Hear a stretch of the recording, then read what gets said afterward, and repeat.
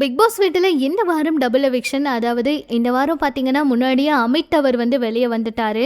எதிர்பாராத விதமா எல்லாருமே சுபிக்ஷா தான் வெளியே வருவாங்கன்னு நினைச்சாங்க. ஆனா கனி அவங்கள வெளியே அனுப்பியிருக்காங்களாம். எந்த சீசன்லயும் இல்லாத அளவுக்கு இந்த சீசன்ல போட்டியாளர்கள் தேர்வு ரொம்ப ஒஸ்டா இருக்குன்னு தான் சொல்லணும். அப்படின்னலாம் ஏகப்பட்ட கருத்துக்கள் விமர்சனங்கள் வந்துட்டு இருக்க நிலையில பிக் பாஸை பார்த்து எல்லாருமே புலம்புவ ஆரம்பிச்சுட்டாங்க. அந்த வகையில ஒவ்வொரு வாரமும் எதிர்பாராத நிறைய பேர் வந்து வெளியே போயிட்டு இருக்காங்க. அந்த வகையில இந்த வாரம் பார்த்தீங்கன்னா சுபிக்ஷா வெளியேறுவாங்கன்னு நினைச்சிட்டு இருந்தோம். சிங்கிள் எவிக்ஷனா இருக்க வாய்ப்பு இருக்குன்னு நினைச்சோம். ஆனா டபுள் எவிக்ஷன் அமித் அவரையும் சேர்த்து வெளியே அனுப்பிட்டாங்க. சுபிக்ஷா அவங்கள காப்பாத்திட்டாங்க. கனி அவங்கள வெளியே அனுப்பியிருக்காங்க.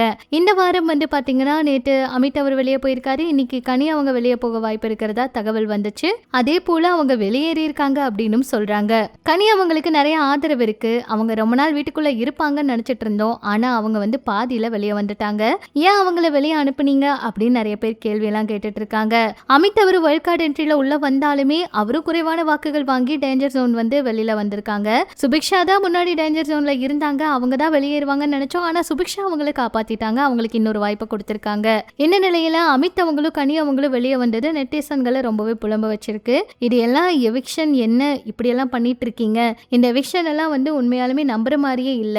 கம்மியா வாக்குகள் வாங்கி இருக்கிறவங்களை நீங்க வீட்டுக்குள்ள வச்சிருக்கீங்க, மற்றவங்களை வெளியே அனுப்புறீங்க அப்படிங்கறத மக்களோட கருத்தாவும் இருக்கு. அப்புறம் எதுக்கு எங்களை ஓட் பண்ணுங்கன்னு வேற சொல்றீங்க அப்படிங்கிற மாதிரி சொல்றாங்க. ஒரு பக்கம் பார்வதி கம்ருதீன் நேற்று வந்து பாத்தீங்கன்னா கம்ருதீன் அவரு பார்வதி அவங்கள பத்தி அவ்வளோ கம்ப்ளைண்ட் பண்ணி அவ்வளோ கோவமா பேசினதை பார்த்து இவங்க ரெண்டு பேரும் அவ்வளோதான் இனி பிரிஞ்சிருவாங்கன்னு நினைச்சா, அதுக்கப்புறம் வந்து கம்ருதீன் அவரு மறுபடியும் விஜய் சேதுபதி அவரு யார் வந்து வீட்டுக்குள்ள இருக்கணும்னு நினைக்கிறீங்க அப்படின்னு கேட்ட கேள்விக்கு பார்வதி அவங்க வீட்டுக்குள்ள இருக்கணும்னு சொன்னது எல்லாருக்குமே கோவத்தை ஏற்படுத்துச்சு. கம்ருதீன் வந்து வேணும்னே இதெல்லாம் பண்ணிக்கிட்டு இருக்காரு. அவரு வந்து பார்வதி அவங்கள இந்த கேம்காக மட்டும்தான் டார்கெட் பண்ணி இப்படி எல்லாம் பண்ணிட்டு இருக்காரு. பார்வதி வந்து அதை புரிஞ்சுக்காம இந்த விஷயங்கள் எல்லாம் புரிஞ்சுக்காம எதுவுமே தெரியாத மாதிரியும் கம்ருதீன் உண்மையா இருக்கிறதாகவும் நம்பிட்டு இருக்காங்க.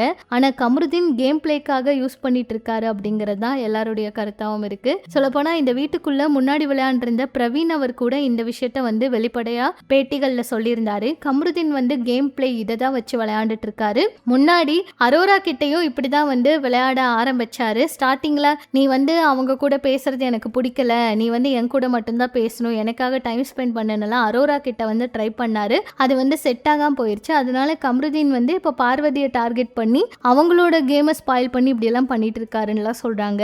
வெளியே வந்து இதெல்லாம் பார்த்ததுக்கு அப்புறம் கம்ருதீன் என்ன சொல்ல போறாரு அப்படிங்கறதெல்லாம் வெயிட் பண்ணி பார்க்கலாம். பிக் பாஸ்ல இந்த வாரம் கனி எவிக்ஷன் பத்தி நீங்க என்ன நினைக்கிறீங்க? அது மட்டும் இல்லாம சுபிக்ஷா வந்து டேஞ்சர் ஜோன்ல இருந்தாங்க. ஆனா அவங்கள வெளியே அனுப்பல. இதை பத்தியும் நீங்க என்ன நினைக்கிறீங்க அப்படிங்கிற உங்களுடைய கருத்துக்களை சொல்லுங்க. பிக் பாஸ் அப்படி தெரிஞ்சுக்க நம்ம சேனல் கூட இணைஞ்சிருங்க.